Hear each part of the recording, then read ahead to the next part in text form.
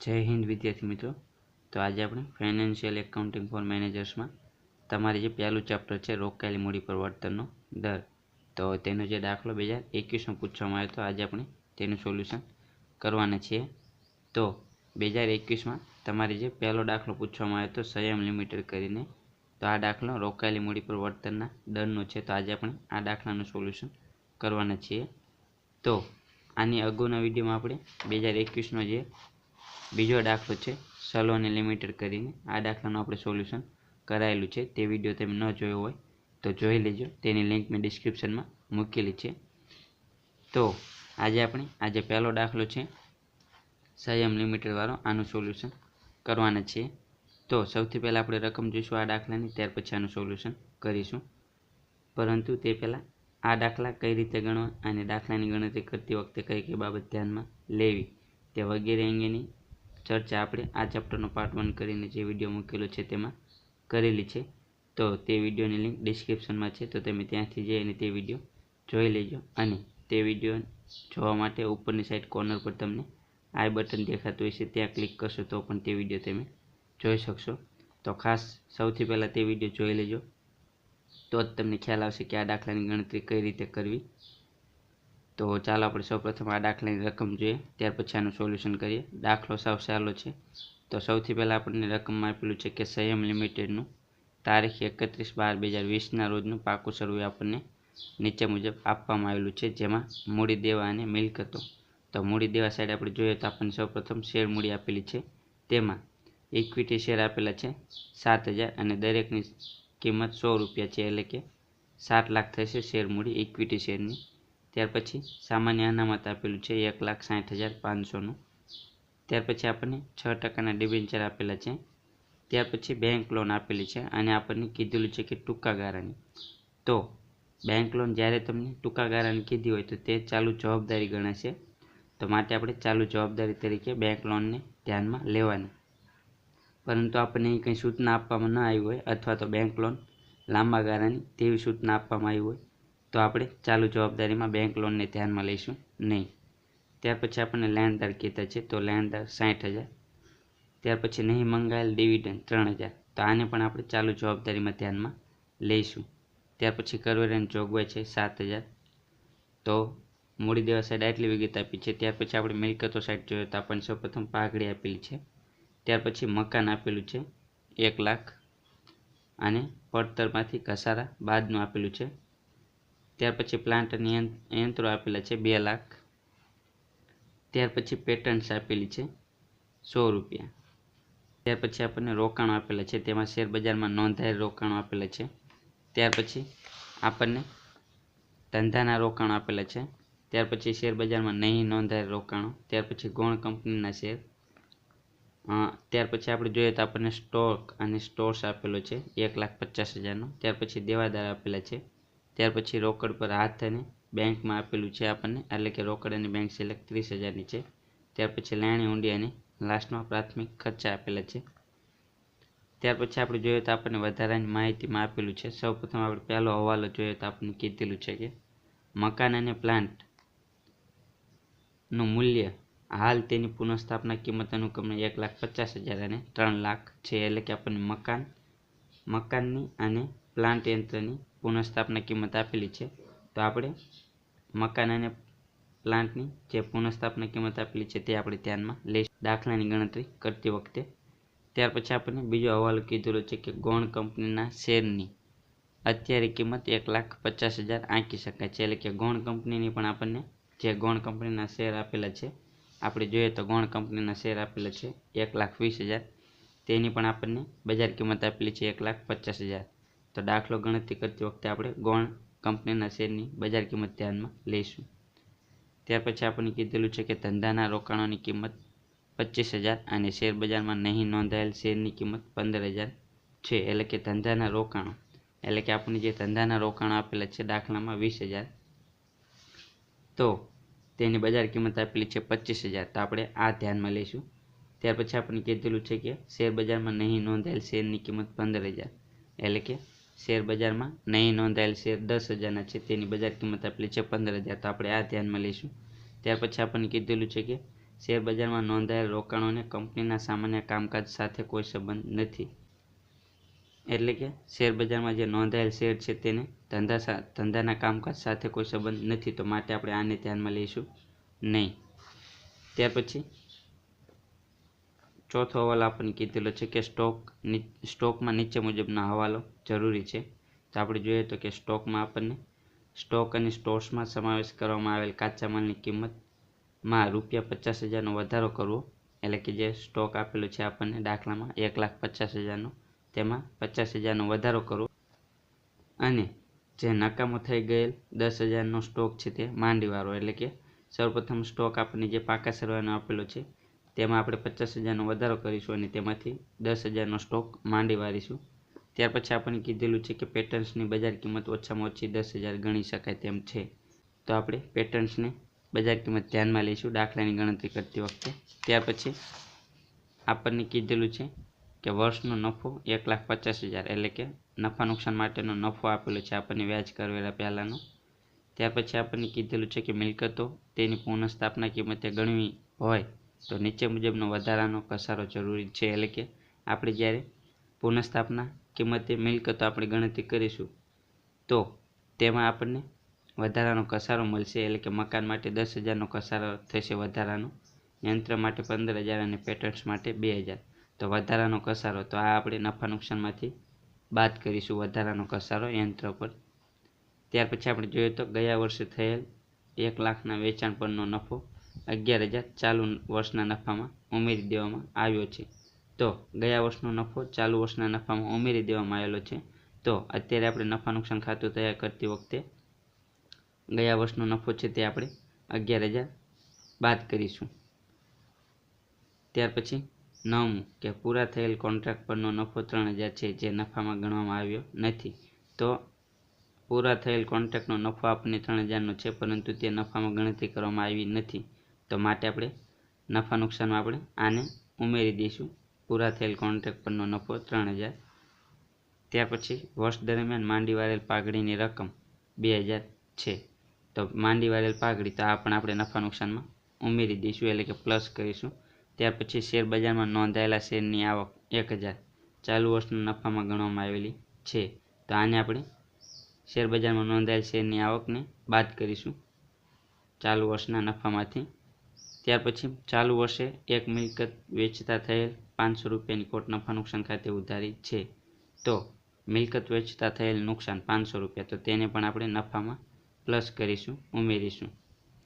ત્યાર પછી આપણને કીધેલું છે કે ઉપરની વિગતો પરથી આપણે રોકાયેલી કુલ મૂડીની ગણતરી કરવાની છે. ત્યાર પછી ચોખ્ખી રોકાયેલી મૂડીની ગણતરી કરવાની છે અને નફાની ગણતરી કરવાની છે અને તેના આધારે આપણે રોકાયેલી મૂડી પર વળતરનો દર શોધવાનો છે. તો આટલી વિગત આપેલી છે. તો જ્યારે પણ તમને આ રીતનો દાખલો પૂછવામાં આવે તો ત્યારે સૌપ્રથમ તમારે રોકાયેલી મૂડીની ગણતરી દર્શાવતું પત્રક આ રીતનું તૈયાર કરવાનું. તો સંયમ લિમિટેડના ચોપડામાં જરૂરી ગણતરી. તો રોકાયેલી મૂડીની ગણતરી દર્શાવતું પત્રક, જેમાં વિગત રકમ રૂપિયા અને રકમ રૂપિયા. તો આજનો વિડીયો ગુજરાતી મીડિયમ અને ઇંગ્લિશ મીડિયમના વિદ્યાર્થીઓને હેલ્પફુલ થવાનો, કારણ કે આપણે ગુજરાતી અને ઇંગ્લિશમાં બંનેમાં આ દાખલાની ગણતરી કરેલી છે, તો માટે તેમને પણ હેલ્પ થશે. તો સૌથી પહેલાં આપણે રોકાયેલી મૂડીની ગણતરી કઈ રીતે કરીશું? તો સૌપ્રથમ આપણે કાયમી મિલકત પ્લસ ચાલુ મિલકત આ બંનેનું ટોટલ કરીશું તો આપણને મળશે કુલ રોકાયેલી મૂડી. ત્યાર પછી તેમાંથી આપણે ચાલુ જવાબદારી બાદ કરીશું તો આપણને મળશે ચોખ્ખી રોકાયેલી મૂડી. તો સૌપ્રથમ આપણે પાકા સરવાળામાં મિલકત લેણા સાઈડ આપણે જોશું તો આપણને પાઘડી આપેલી છે, તો પાઘડી અદ્રશ્ય મિલકત કહેવાય, તેને આપણે ધ્યાનમાં લઈશું નહીં. ત્યાર પછી મકાન 1 લાખનું આપેલું છે, પરંતુ આપણને મકાનની બજાર કિંમત આપેલી છે અને યંત્રની પણ બજાર કિંમત આપેલી છે, તો આપણે બજાર કિંમતે ધ્યાનમાં લઈશું મકાન અને યંત્રો 1,50,000 અને 3 લાખ. તો આપણે મકાન એટલે કે બિલ્ડિંગ પુનઃસ્થાપના કિંમતે ધ્યાનમાં લઈશું 1,50,000 અને પ્લાન્ટ અને યંત્રો તે પણ પુનઃસ્થાપના કિંમતે ધ્યાનમાં લઈશું 3 લાખ. ત્યાર પછી આપણને પુનઃસ્થાપના કિંમતનો ઘસારો આપેલો હોય તો જ આપણે બાદ કરવાનો. આપણને જો પડતર કિંમતનો ઘસારો આપેલો હોય પાકા સરવાળામાં તો તે આપણે પુનઃસ્થાપનાની જે કિંમત હોય મકાન અને યંત્રોની તેમાંથી આપણે બાદ કરવાનો નહીં. ત્યાર પછી આપણે જોઈએ તો આપણને પેટન્ટ્સ આપેલા છે. તો પેટન્ટ્સને આપણને પેટન્ટ્સ એ અદ્રશ્ય મિલકત ગણાશે, પરંતુ તેની બજાર કિંમત આપેલી છે 10,000. તો આપણને બજાર કિંમત આપેલી હોય તો આપણે ધ્યાનમાં લેવાની. તો માટે આપણે લખીશું પેટન્ટ્સ 10,000 બજાર કિંમતે. ત્યાર પછી આપણે જોઈએ તો આપણને પાકા સરવાળામાં આપેલું છે રોકાણો. તો રોકાણોમાં પહેલું રોકાણ આપેલું છે આપણને કે શેર બજારમાં નોંધાયેલ રોકાણ.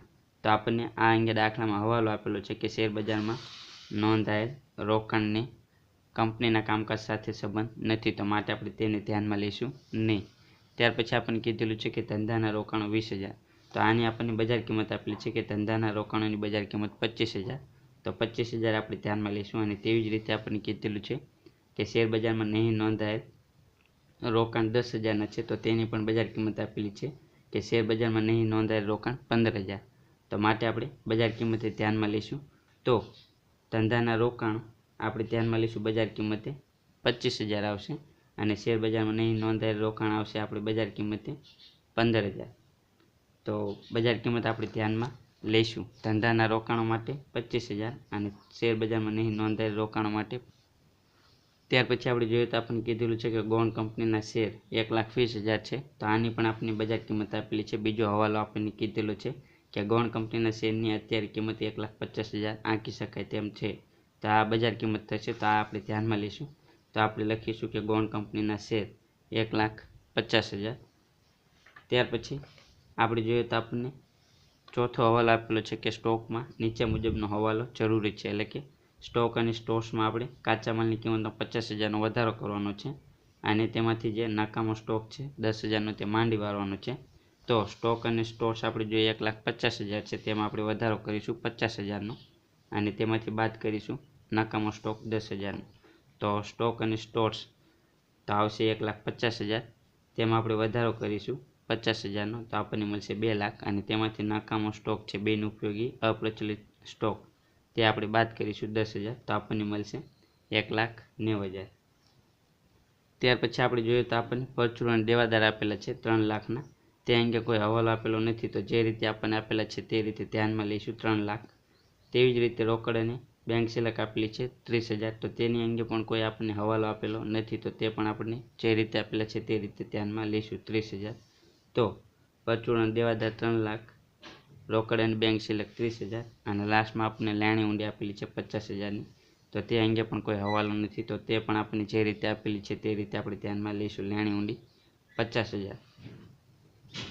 અને લાસ્ટમાં આપણને પ્રાથમિક ખર્ચા આપેલા છે, તો આ અવાસ્તવિક મિલકત ગણાશે, તો આને આપણે ધ્યાનમાં લઈશું નહીં. તો ત્યાર પછી આપણે આનું ટોટલ કરીશું તો આપણને મળશે કુલ રોકાયેલી મૂડી, તો આવશે 12,20,000. હવે કુલ રોકાયેલી મૂડી આપણને પ્રાપ્ત થઈ. હવે આપણે ચોખ્ખી રોકાયેલી મૂડીની ગણતરી કરવાની છે. તો જે કુલ રોકાયેલી મૂડી છે 12,20,000, તેમાંથી આપણે જે ચાલુ જવાબદારી છે તે બાદ કરીશું, તો આપણને મળશે ચોખ્ખી રોકાયેલી મૂડી. તો ચાલુ જવાબદારીમાં આપણે જોઈએ તો આપણને દાખલામાં કઈ કઈ ચાલુ જવાબદારી આપેલી છે. તો આપણે જોઈએ તો સૌપ્રથમ આપણને બેંક લોન ટૂંકા ગાળાની કીધેલી છે 35,000ની. તો બેંક લોનમાં ખાસ ધ્યાનમાં રાખવાનું, તમને અહીં સૂચના આપવામાં આવી હોય કે બેંક લોન ટૂંકા ગાળાની, તો જ ચાલુ જવાબદારી તરીકે આપણે ધ્યાનમાં લેવાની. પરંતુ આપણે જો ફક્ત અહીં બેંક લોન લખેલું હોય અથવા તો બેંક લોન લાંબા ગાળાની તેવું કીધેલું હોય, કોઈ સ્પષ્ટતા કરવામાં ન આવી હોય બેંક લોન અંગેની કે ટૂંકા ગાળાની કે લાંબા ગાળાની, તો આપણે ધ્યાનમાં લેવાની નહીં ચાલુ જવાબદારી તરીકે. તો આપણને જો ટૂંકા ગાળાની કીધી હોય બેંક લોન તો જ આપણે ધ્યાનમાં લેવાની. તો આપણને ટૂંકા ગાળાની કીધેલી છે 35,000, તો તે આપણે ધ્યાનમાં લઈશું બેંક લોન ટૂંકા ગાળાની 35,000. ત્યાર પછી પરચુરણ લેણદાર આપેલા છે 60,000ના, તો તે પણ ચાલુ જવાબદારીમાં આવશે પરચુરણ લેણદાર 60,000. ત્યાર પછી નહીં મંગાયેલ ડિવિડન્ડ 3,000, તો આ પણ ચાલુ જવાબદારીમાં આવશે નહીં મંગાયેલ ડિવિડન્ડ 3,000. અને ત્યાર પછી આપેલું છે કરવેરાની જોગવાઈ 7,000, તો આ પણ ચાલુ જવાબદારીમાં આવશે કરવેરાની જોગવાઈ 7,000.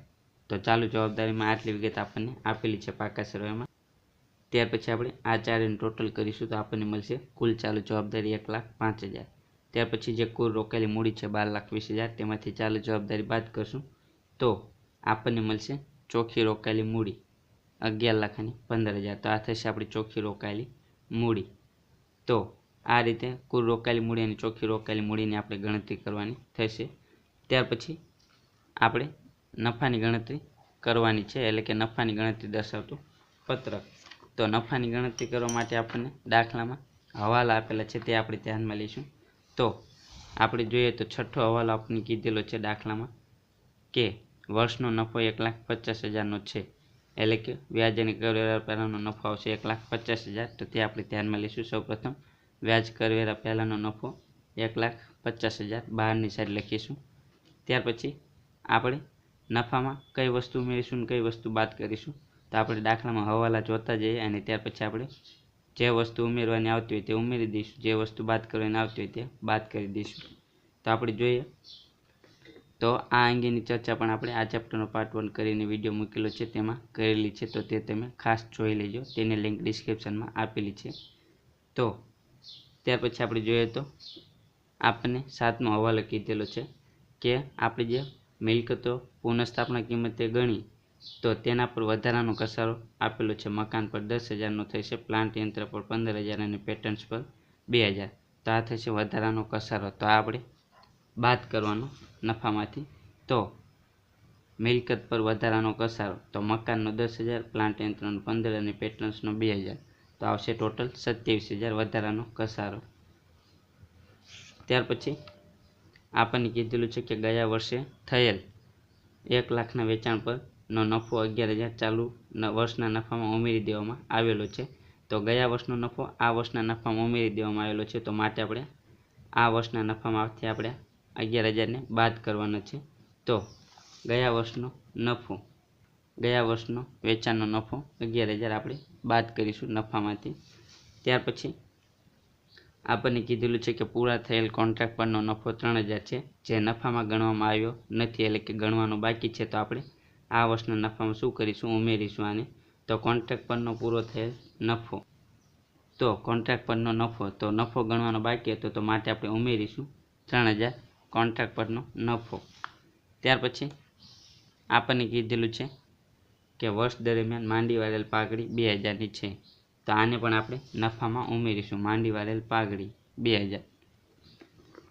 ત્યાર પછી આપણને કીધેલું છે કે શેરબજારમાં નોંધાયેલ શેરની આવક 1,000 ચાલુ વર્ષના નફામાં ગણવામાં આવી છે. તો આને આપણે બાદ કરીશું. શેરબજારમાં નોંધાયેલ શેરની આવક 1,000 ચાલુ વર્ષના નફામાં ગણવામાં આવી છે. તો આને આપણે બાદ કરીશું.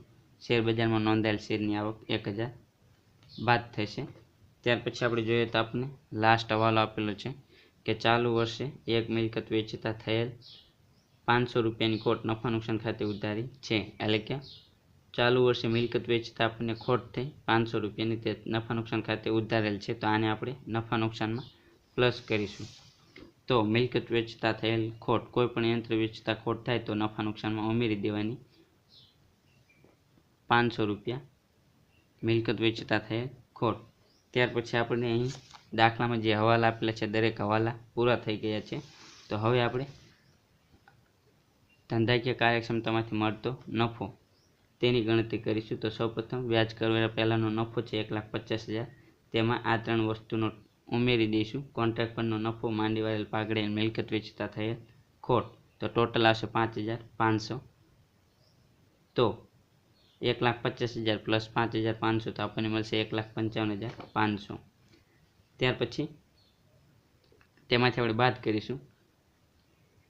તો મિલકત પર વધારાનો ઘસારો, ગયા વર્ષનો વેચાણનો નફો, શેરબજારમાં નોંધાયેલ શેરની આવક, આ ત્રણેયનું ટોટલ કરીશું તો આપણને મળશે 39,000. આ આપણે બાદ કરીશું 1,55,500માંથી. તો આપણને મળશે 1,16,500. તો આ થશે ધંધાકીય કાર્યક્ષમતામાંથી પ્રાપ્ત થતો નફો 1,16,500. તો તમે હજી સુધી ટેલિગ્રામ ચેનલમાં જોઈન ન થયા હોય તો જોઈન થઈ જજો. તેમાં આપણે આ જે દરેક દાખલાનું સોલ્યુશન કરાવ્યું છે તેની આપણે PDF તેમાં મૂકી દઈશું. અને આ દાખલા કઈ રીતે ગણવું, આ દાખલામાં રોકાયેલી મૂડીનું ગણતરીનું પત્રક તથા નફાની ગણતરી માટેનું પત્રક, તે બંનેના જે ફોર્મેટ છે તે પણ આપણે ટેલિગ્રામમાં મૂકેલા છે. તો તેમાં તમે જોઈન થઈ જજો. તેની લિંક પણ ડિસ્ક્રિપ્શનમાં મૂકેલી છે ટેલિગ્રામની. તો આટલી ગણતરી કર્યા બાદ હવે આપણે કુલ રોકાયેલી મૂડી પર વળતરનો દર અને ચોખ્ખી રોકાયેલી મૂડી પર વળતરના દરની ગણતરી કરીશું. તે માટે આપણે સૂત્રનો ઉપયોગ કરીશું. તો કુલ રોકાયેલી મૂડી પર વળતરનો દર, તો તે માટેનું સૂત્ર આવશે નફો છેદમાં કુલ રોકાયેલી મૂડી. કુલ રોકાયેલી મૂડી શોધવાની હોય તો કુલ રોકાયેલી મૂડી, ચોખ્ખી રોકાયેલી મૂડી શોધવાની હોય તો ચોખ્ખી રોકાયેલી મૂડી ગુણ્યા 100. તો નફો કેટલો આવશે તો કે ધંધાકીય કાર્યક્ષમતામાંથી મળતો નફો 1,16,500 આવશે. અને કુલ રોકાયેલી મૂડી, તો કુલ રોકાયેલી મૂડી કેટલી આવશે તો તેની આપણે ગણતરી કરી. કુલ રોકાયેલી મૂડી 12,20,000. તો તે ધ્યાનમાં લઈશું. 12,20,000 ગુણ્યા 100 તો આપણને મળશે કુલ રોકાયેલી મૂડી પ્રવર્તનનો દર 9.55%. તેવી જ રીતે ચોખ્ખી રોકાયેલી મૂડી પ્રવર્તનનો દર, તો તેના માટે પણ તે જ સૂત્ર આવશે, નફો છેદમાં ચોખ્ખી રોકાયેલી મૂડી કીધું છે, તો માટે આપણે ચોખ્ખી રોકાયેલી મૂડી ધ્યાનમાં લઈશું ગુણ્યા 100. તો નફો તો તે જ આવશે 1,16,500. અને ચોખ્ખી રોકાયેલી મૂડી, તો ચોખ્ખી રોકાયેલી મૂડી આવશે 11,15,000 ગુણ્યા 100, તો આપણને મળશે 10.45. તો આ થશે આપણી ચોખ્ખી રોકાયેલી મૂડી પરિવર્તનનો દર. તો આ રીતે આ દાખલાની ગણતરી કરવાની હતી. સાવ સહેલો દાખલો છે. 2021માં પૂછવામાં આવ્યો હતો સંયમ લિમિટેડ કરીને. તો આ દાખલાની ગણતરી અહીં પૂરી થાય છે.